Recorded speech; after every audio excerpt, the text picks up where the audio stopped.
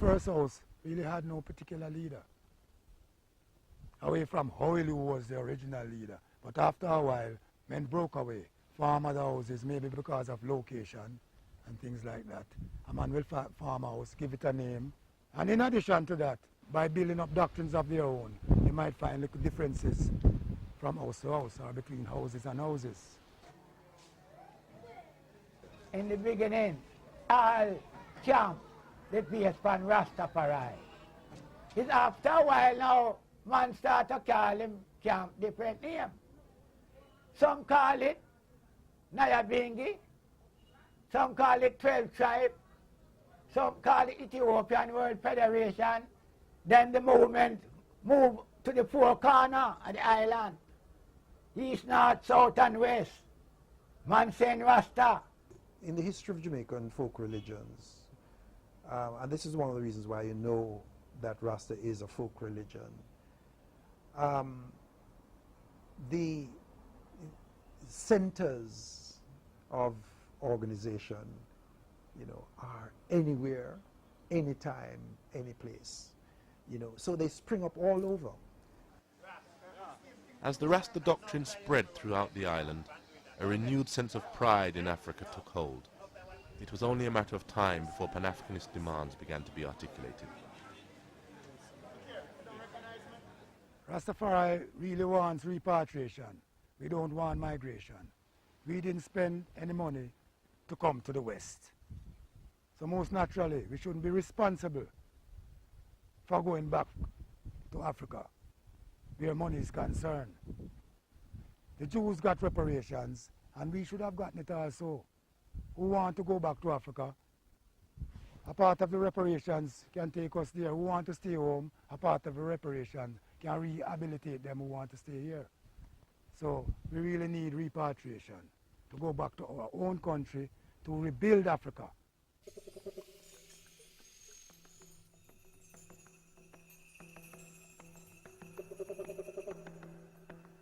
Them have it for 400 hard year in a slavery, man, I work with nothing, man. Time come for them pay we, part for them nation rich. England have any rubber tree? Tell me. But look how much rubber England have. Eh? Where get it from? Africa. They want to eat. We can go Africa, go reap one of things. Them go Africa and take away all of the things and carry enough for them, man. And make themselves rich. Jamaica is just a dot on the map, a open prison, as you could see, surrounded by water. We build up the West already, what more they want from us. Send us back up now. Build back our land.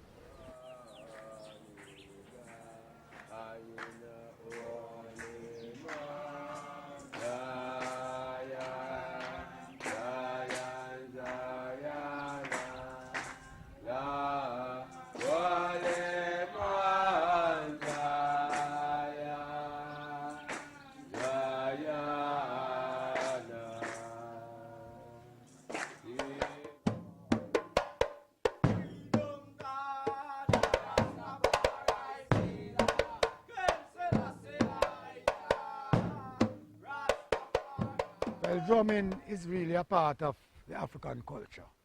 In Africa, the African use drums for various reasons. Even to send messages as a form of communication, to entertain themselves, rituals and dances. So we brought that with us here in the West.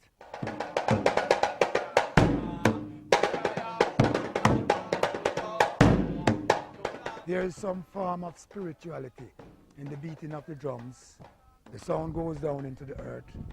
It travels to the fire key, and the fire key ascends the fire and smokes into the atmosphere, which makes contact with the Almighty and with the energies of the world.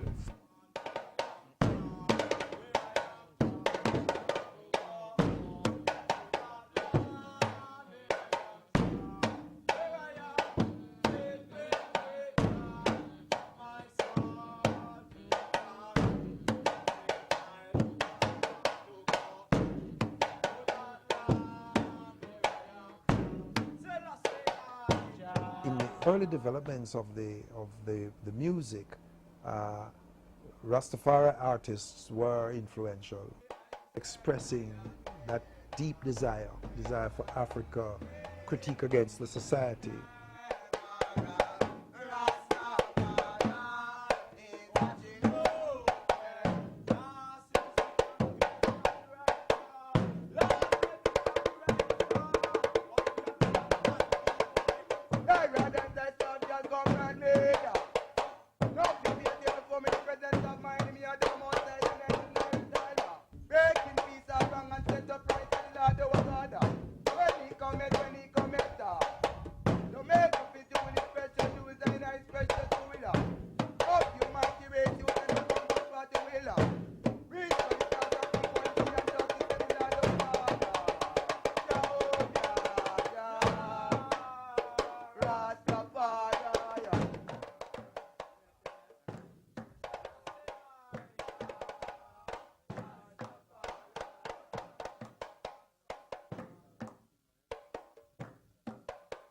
When the young people came in it, they brought into it their own lifestyle and their own passions and so on, and that's how the music became associated with the Rastafari, because these were young musicians, you know, who caught the vision of Rastafari, young artists, and incorporated that vision in their art. By every artist, every aspiring artist wanted to be a dreadlocks and had, as it were, to dread as a garb of distinction, you know. Not until Bob Marley now become a Rasta and use reggae music as a vehicle to spread the word of Rasta internationally, that Rasta became international.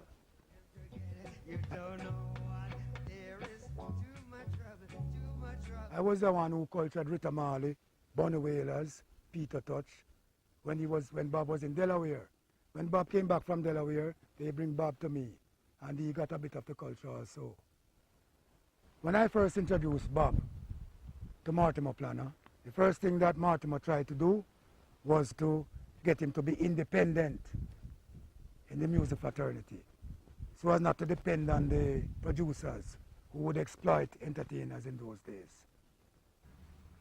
Bob wanted to do him one business. If I want to leave Coxton, for me David Coxton, but him never get justice according to him. Say if him not come, we can't help him, you know, do him one business. But me couldn't do no business with him. Me do have my business at home. Me's a man who's a ganja man. Me da deal with my ganja business. Me don't have no time for him. Me don't have no time for music and things like that. And me prejudice bad. So like how you no Rasta, me no talk to you and all them kind of things. And, you know, prejudice. Me tell him some no Haile Selassie, meet Haile Selassie, me go Africa and meet Haile Selassie. Every him comes here, every Rasta man I say Haile Selassie a God. So him can come meet a man who meet Haile Selassie now.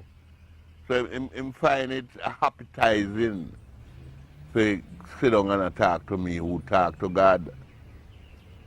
After being at Marty assisted in cutting some music for him, you know, music like Chances Are and Haile Selassie's Chapel